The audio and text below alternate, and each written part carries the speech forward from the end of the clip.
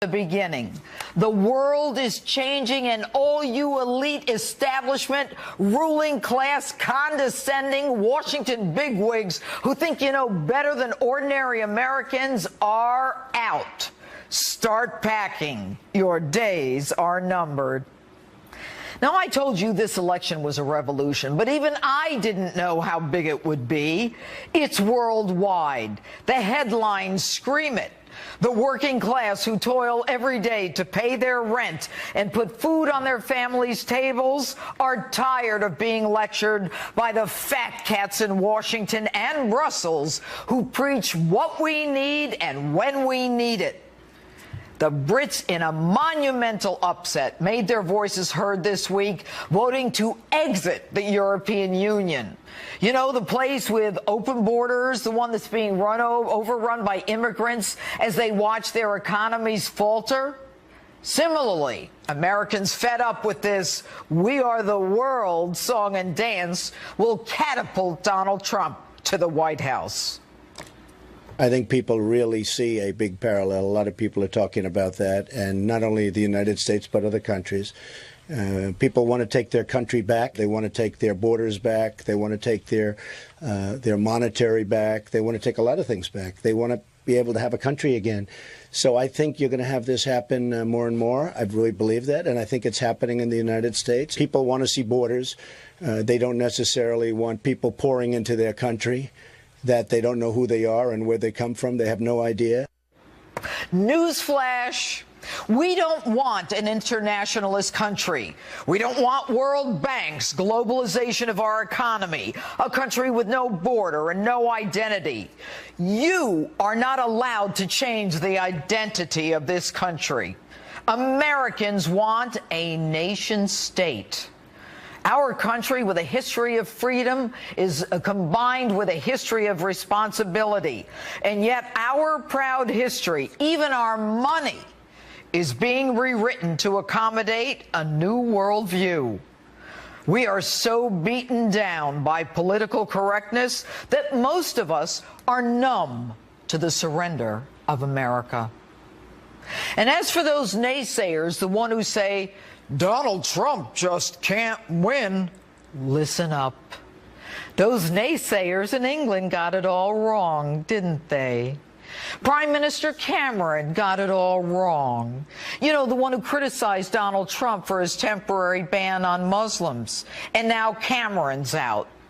Obama, too, got it all wrong, jetting to England as if he were the world's dictator, telling the Brits what's good for them. And while we're at it, Hillary Clinton got it all wrong on just about everything except her bank account.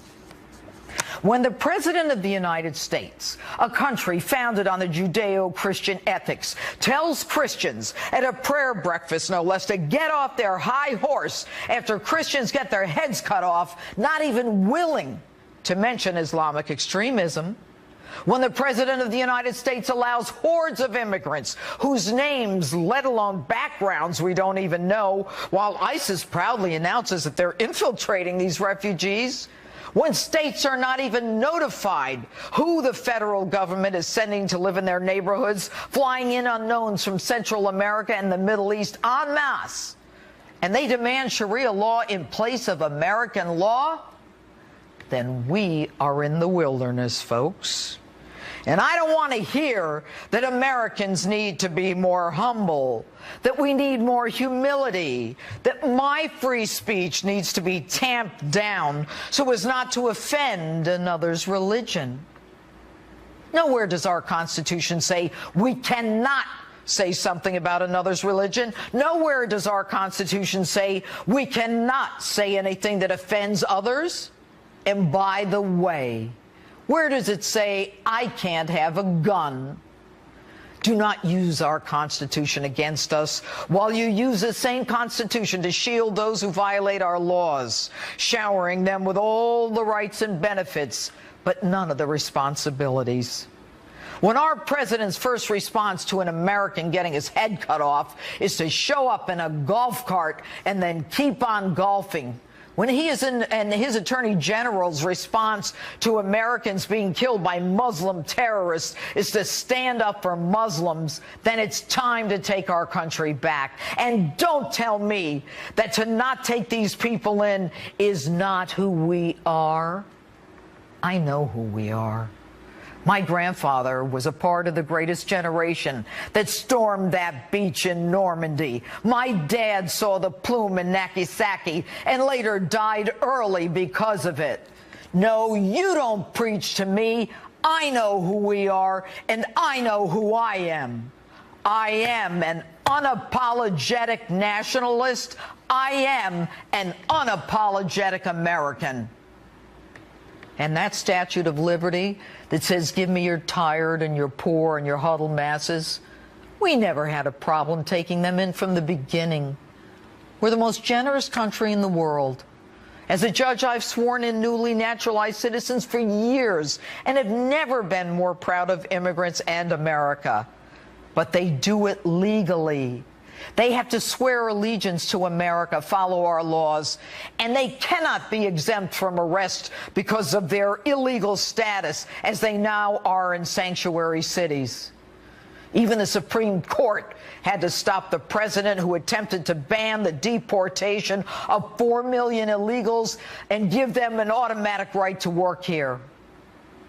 Folks, when a man running for president proudly carries with him the sword of socialism, and when a woman running for president accepts money from countries that kill gays and stone women to death for her family's so-called charity, when their holdings are invested in the Cayman Islands and her husband is middleman to some of the world's biggest deals as they feather their nest at the expense of America, it is time to take the country back. So no, I don't believe in globalization.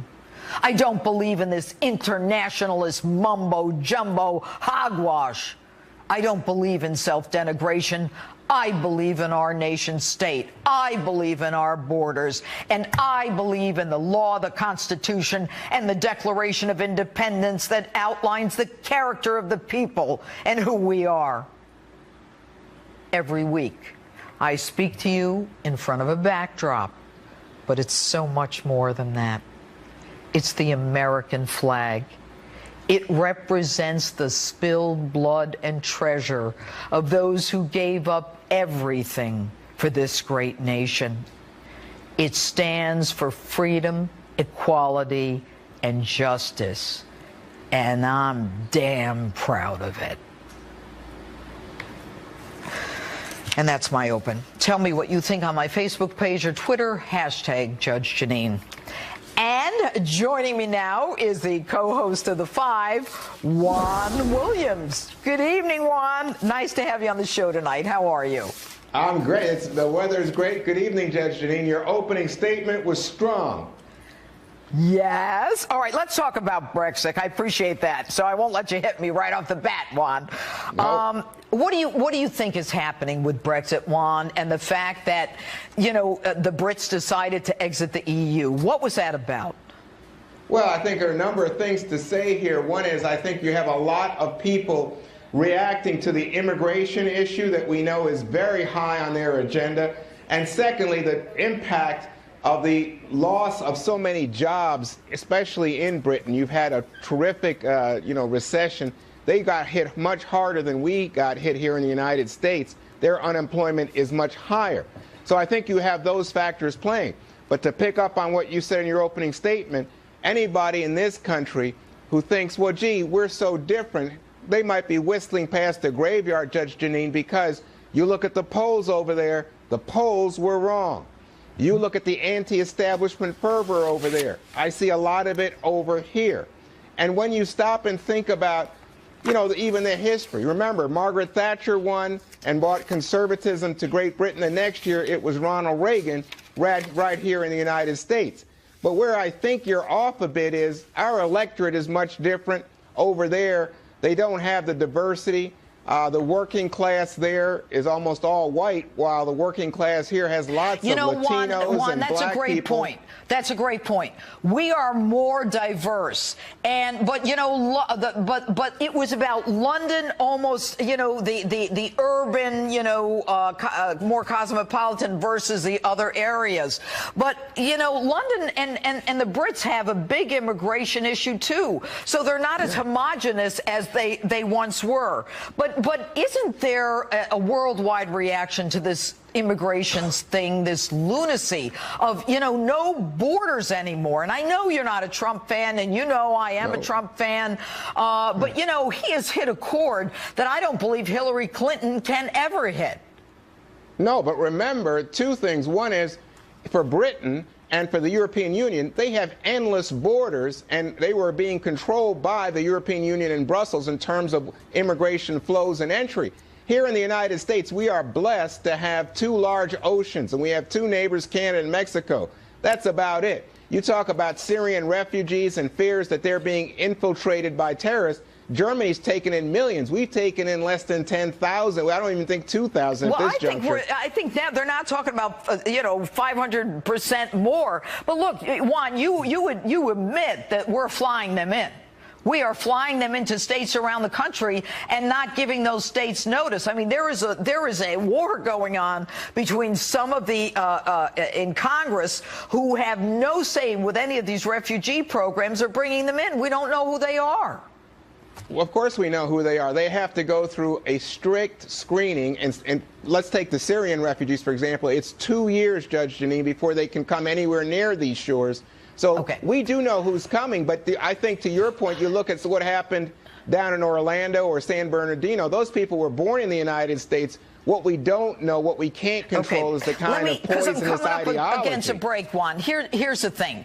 The head of the FBI said, if we've got no database to match them to, and if they're good and they say, I'm not a terrorist, we let them in. Let's stop kidding each other. I mean, there is this naivete that we have, Juan. No. Last Look, word, you screen quick. people, you go back, you talk to neighbors, you look at their work histories, you look at their You're going to go back to Syria? You're going to call Assad and say, hey, did they kill anybody lately? Come on, Juan. It's good to have you on the show, Juan. Thank you. My pleasure, Judge. Good to be with you. Another bad week for Hillary Clinton as we learned that the presumptive Democratic presidential nominee failed to hand over a key email to the State Department. Ain't that shocking? With me now is American Center for Law and Justice Chief Counsel, my friend Jay Sekulow. Hey, Jay, how are you? Hey, Judge. How are you? So good. Everybody's fed up with the email thing, but every week there's something coming in that contradicts something else that she said. Tell us about the significance of the particular email that was the bad news for Hillary this week. Well, and this was because the narrative that Secretary Clinton has given since the beginning of this scandal when it first erupted was that she never received emails that were marked classified. They may have been marked classified after the fact, she said, but she had no knowledge of that. Well, it turns out, of course, that there were emails received that were marked, in fact, classified. So what has happened is the narrative that she started from the outset has been consistently proved to be incorrect. And again, Judge, you and I talked about this the other day, and the fact is the Inspector General's report is the indictment. If there was going to be an indictment, it would be the Inspector General's report, which really destroys the entire narrative, including the narrative that she relied on legal counsel from the State Department, their lawyers. She did not. The lawyers said they didn't know anything about this until it was in the media. So that I think it's showing the depth of the inconsistencies. But the problem, of course, is will the FBI make the recommendation, but then will the Justice Department my thoughts on forward? that because she emailed the president on this unsecure server, classified information. The president is complicit. Her first witness is, for the defense, is Barack Obama. We would have a constitutional crisis. There's no way they're going to indict her for that. I think it's the foundation they can get her on. But let me ask you about this. She is so secret. If the FBI can show through its forensic analysis of the deleted emails that what was deleted is the connection between her doing favors for China and Russia and Uzbekistan and Saudi Arabia, while at the same time they were given money, then an indictment should be forthcoming. Well, this is the, of course, this is the aspect as a judge and I know as a lawyer, litigator. The fact is the FBI goes where the evidence leads. And here in this particular situation, you've got the unusual situation where a Secretary of State and at the same time her husband and their family have the foundation. And the foundation apparently has been receiving gifts from a variety of governments, many of which have horrible records on human rights issues. But if, in fact, there was a quid pro quo, and the Supreme Court's going to decide a big quid pro quo case tomorrow, probably Monday, the fact is that could be the real Jay, here's the bottom line. People don't care that she talks out of both sides of her mouth, that she's in favor of women while she's got, the team that trashes all the women that her husband fooled around with and did worse. But what they do care about is the pay for play. If they were making money at the expense of Americans and our interest, if Russia has 20% of our uranium because Bill Clinton, as a middleman, was able to cut a deal with Canada and Uzbekistan, where a guy over there was actually indicted for the deal himself, then, then I think shame on them if they don't do it. But what about Democrats? I mean, they got to be smarter than this. She won't hand over her Wall Street speeches. Now we find out she met with Steve Schwarzman, Blackstone, and the CEO of all these major companies and banks, world banks, and dropped that information and left it off her calendar. And I think here's what you've got, and you said this in your opening statement. The fact is that whole approach that the DNC is utilizing right now was thoroughly rejected in the United Kingdom as they pulled out of the EU. That same sentiment's here. The question will be, of course, politically, can Donald Trump take that sentiment and turn it into votes at the ballot box? But I think the vulnerability, clearly, on the issues, when you look at and you talked about immigration, and I'm the grandson of an immigrant, so my grandfather came in through Ellis Island. Exactly. But this sentiment's there. So I think there's vulnerability here. The question will be, will the American people take a look at the situation and say, you know what, this is our country, we're gonna take it back. And I think that's the real question of the day for the electorate. And the fact that as a result of the Supreme Court decision, Obama can no longer ban the deportation of 4 million illegals and give them jobs because he feels like it. It's going to be a different world. Yeah. Jay Sekulow, he said he had a pen and a phone. He ran out of a battery, and he's out of ink. That's what the Supreme Court said. Thanks for being with us tonight, Jay. Thanks, Judge. All right. And one of Donald Trump's top economic advisors is here to talk with me about the Brexit vote and how the campaign can capitalize on it. My interview with him is next. And then Sheriff David Clark joins me live to talk about this week's Freddie Gray verdict. I'm cooking on that one. Something tells me he and I agree on whether the jury got it right. Could Britain's historic Brexit vote lead to change in the United States come November? Let's ask Heritage Foundation economist and Donald Trump economic advisor Steve Moore. Steve, what's your take on the last 72 hours in Brexit? Some people think it's just about the economy. Is it?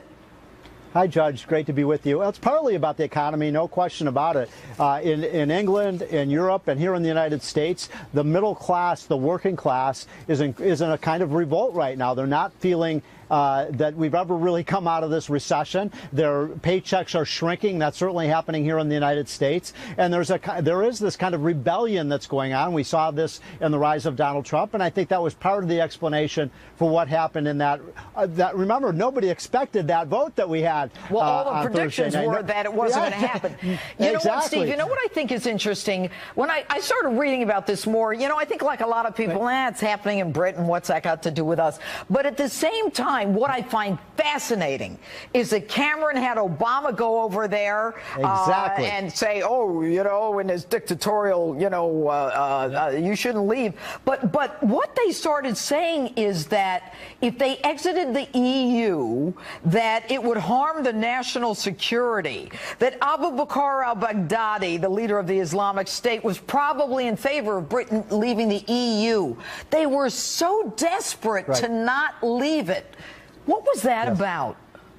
Well, it was over the top. The rhetoric was completely over the top. By the way, it was over the top in Europe. It was over the top in the UK. And it was over the top here in the United States with the president saying you're going to go to the end of the line and it's going to be Armageddon. And you know what happened, I think, Judge, is that people, not just in the United States, but in Britain, I think in Europe as well, they're tuning out these politicians, and they're tuning out the media because they don't believe them anymore because they've been lied to so often. And this kind of over-the-top rhetoric, the more you have these elites and the snobbish politicians say you have to do this, I think it almost made the case against what they were trying to do. Do you think other countries in Europe are going to follow this? I do. I think you're going to Which? see. Well, that's a good question.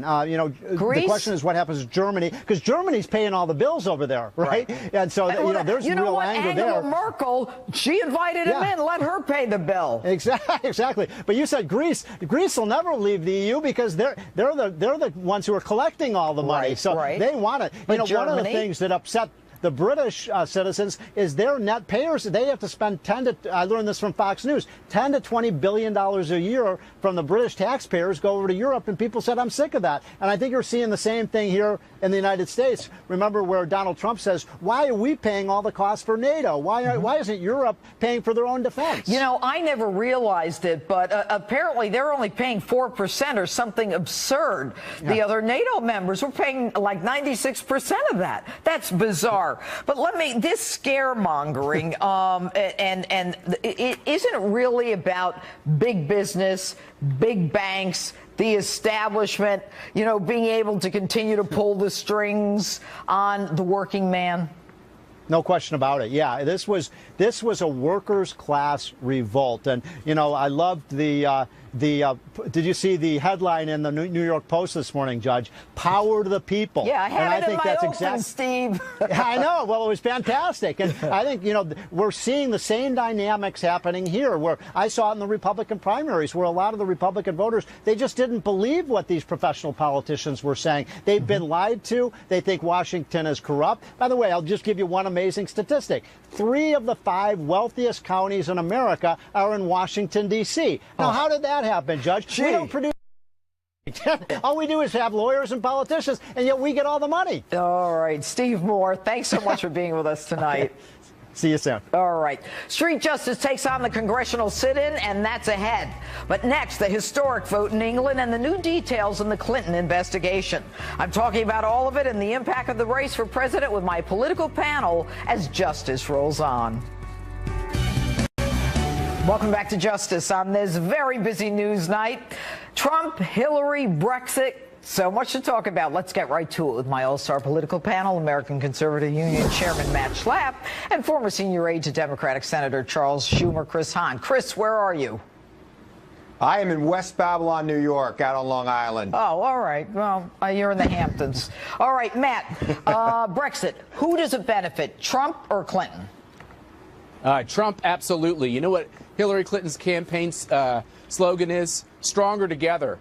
What was the slogan of those who wanted to stay in the EU? Stronger together. There are so many themes that parallel what's happening in the UK and what's happening here. It's really interesting. Well, yeah, it is interesting, Chris, and I don't think you can deny that this is something that doesn't benefit Hillary. And you know what? The fact that she couldn't figure out a statement for a while tells me they were like in the trenches saying, oh, my goodness. But let's talk about what happened with this sit-in in Congress this week. Okay, so they have this gun control sit-in. What was the point of that? If they couldn't get enough people to get a signature, to get a petition signed for a vote, they couldn't get the amendments passed, they couldn't get in the House or the Senate. What is this, play acting? I thought it was exciting politics for a couple of hours. I think America really woke up to see that there's no action happening in Congress on a very serious issue. And whose fault is that? I mean, all politics, Judge, is theater. Okay, but whose fault is it? Is it the Republicans' fault? I think that Speaker Ryan should let this come to a vote. If he really wants to see it happen, he should let it. You know what? If they can't follow the system and the process to get a bill to on the floor, then it's their fault. It's a bipartisan failure. And you know what cracks me up, Chris? I just got to tell you this. Obama had the House and the Senate in 2009 and the White House, and today he's like, the Republicans are stopping us from doing this. What do you say, Matt? Hey, I think he wasted an opportunity then. What did you say, Chris? Sorry, Matt. I think he wasted an opportunity on guns back then. We know he wasted. I thought you were going to defend him. Go ahead, Matt. Guns. He didn't pass anything on immigration, shockingly enough. You know what this was, Judge? This was a sit-a-buster. It was people sitting around doing nothing. Well, they do nothing anyway. Do you know why they ended the sit-a-buster? They ended the sit-a-buster because they wanted to catch airplane flights to get out of town, and many of them wanted to go to the congressional baseball game. It was shenanigans and just a ploy from the beginning, and it's why Americans really hate Congress. They do. I got to tell you, walk the street. Wait till you see street justice. They hate them. All right, what about the Supreme Court this week, Chris? Bad week for the Dems again. Supreme Court decision, a 4-4 split, keeps the Fifth Circuit decision in place. The president is trying to block the deportation of 4 million illegal immigrants and give them a license to work. And they said, no way, Jose.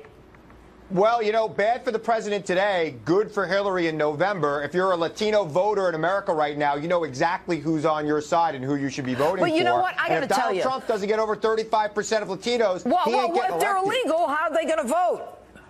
Well, no, you know, that's the thing. Legal Latinos in this country feel very strongly about this because they know how hard the process was. The legal Latinos who came the right way, who got a lawyer, who swore allegiance in this country, who know our history, who want to speak our language, they're angry that they had to pay those lawyers. He's underwater in Florida, and it's because of the Latino vote. He's doing very well among white males. Okay, Chris. Here's the deal. What happened in Brexit had a lot to do with immigration. Sure, the fact is this, which is we talk about nationalism. I just like to talk about sovereignty. Whatever happened to the idea that a country controls its borders and who enters this country? We are a nation of people who used to be immigrants, let him finish, but we get to control when the immigrant gets to become a legal resident and a citizen. Guess what, Chris? That's not racist. And guess what else? Americans are responding to that message.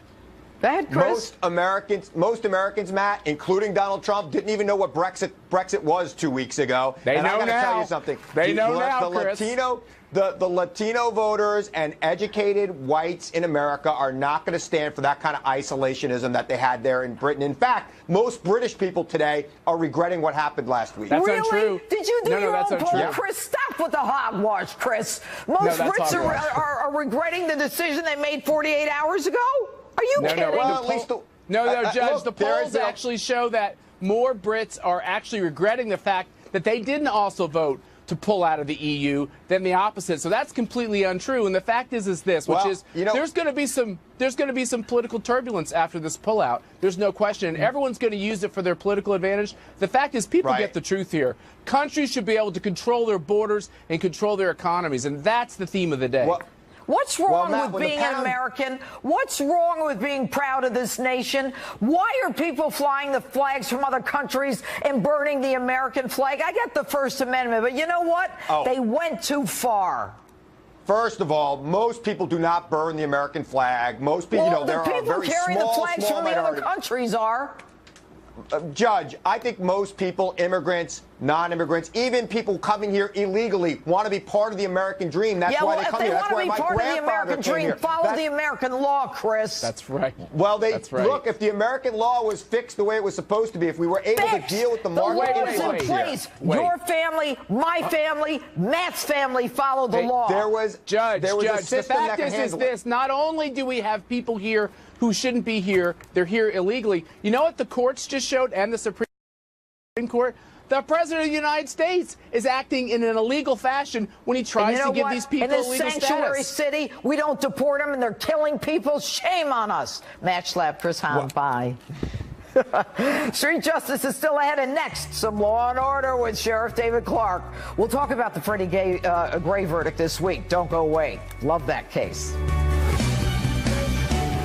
Big developments this week in the Freddie Gray case.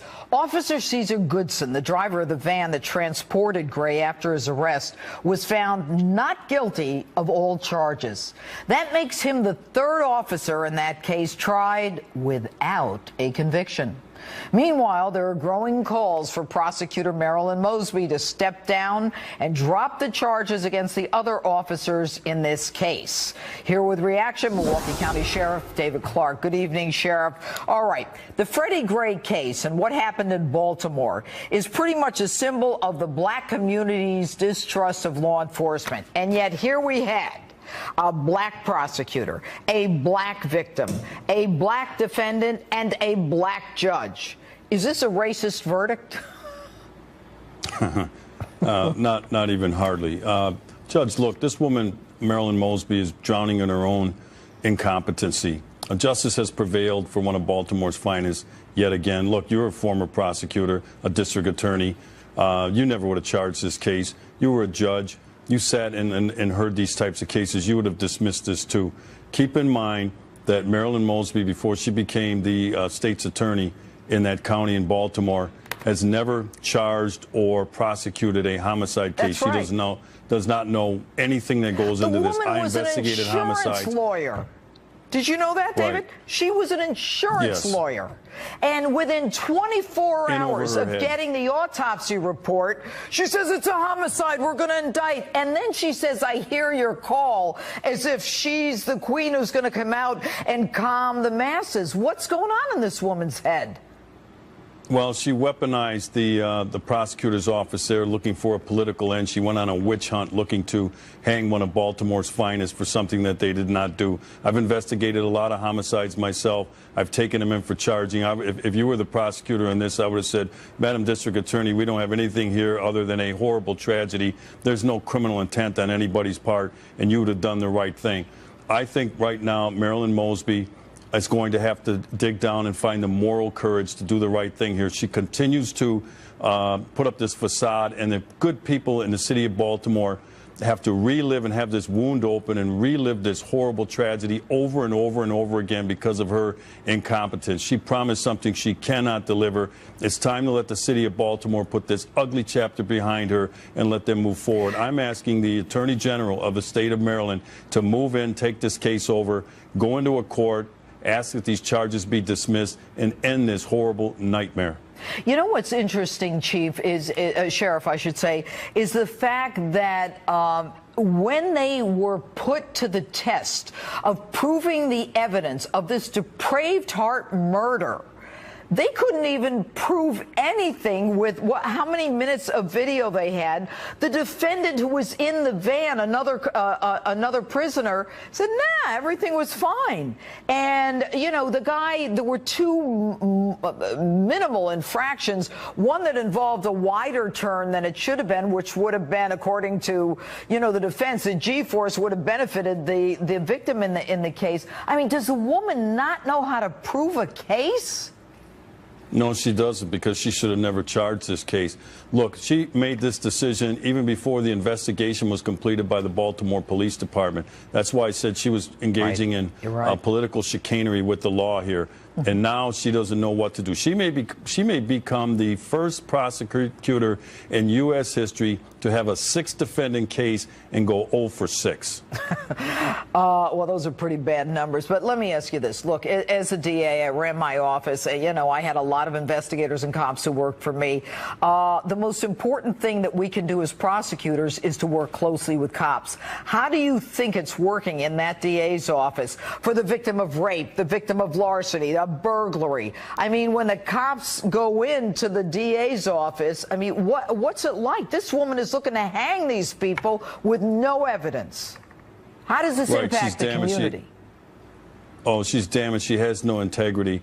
This relationship is ruined between her, the community, and the law enforcement officers, Baltimore's finest. That's why I think that she should give up her law license after she pulls out of this, and if not, I think the Maryland Bar Association ought to conduct an investigation and suspend her license. A first-year law student, a first-year person who's in law school would know, Judge, you know this, that they don't have anything to suggest any criminality above the standard needed, especially for a homicide. I've worked homicides. I've brought them in for review. It's a very high standard, and most times prosecutors don't take chances with these types of cases. All right, Sheriff David Clark, thanks so much for being with us.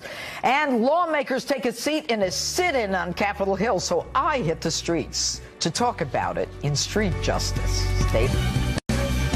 This week in Washington, House Democrats staged a sit-in over gun control legislation. A sit-in.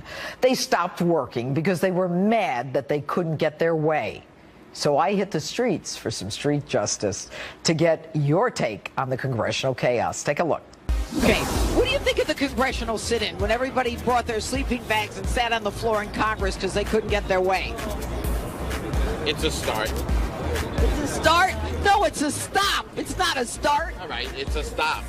I mean, get something done already. So you have all these congresspeople bringing in their sleeping bags because they can't get a bill passed, and they're kicking and screaming. Is it any wonder they're held in such low esteem? It's no wonder. I mean, that's what they're doing anyway. So what are they doing? They're sleeping. They brought their sleeping bags. They're ready to camp out. Yeah, well, now they're admitting that they're doing nothing but sleeping. Listen, I just like to see our government get together and be effective.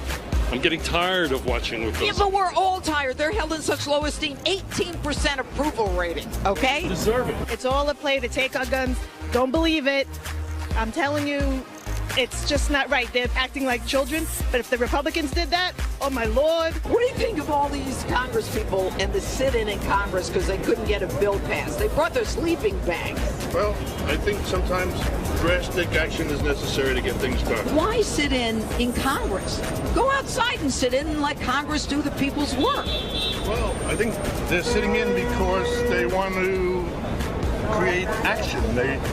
And that's the place to be. I mean, doing it outside is not going to probably have as great of an effect as doing it inside. Look at the attention you're giving it. The amazing thing is that they couldn't get a bill passed in the House, the Senate. They couldn't get enough for the amendment, and so they're stopping the people's business in Congress. That's just wrong, isn't it? Totally wrong. Absolutely. It's childish. It's imbecile. Why is Congress held in such low esteem? Because they don't get anything done. What should we do? You're very kind. 18% approval, kick them all out. Kick them all out and get a leader. Do you think we need a leader? Well, we have a leader. I think President Obama is a great guy. His inability to get things done is a question. I don't know why. Inability? The guy ignores the Constitution and decides he's going to do some executive action and let everybody stay. I'm a Republican. I'm a businessman and I'm a Republican. What's wrong with you? There were 2 laws proposed by Republicans and 2 laws proposed by the Democrats. Right. So if each person rejects the other side's proposals, then that's why nothing's getting done. So you say in the drafting.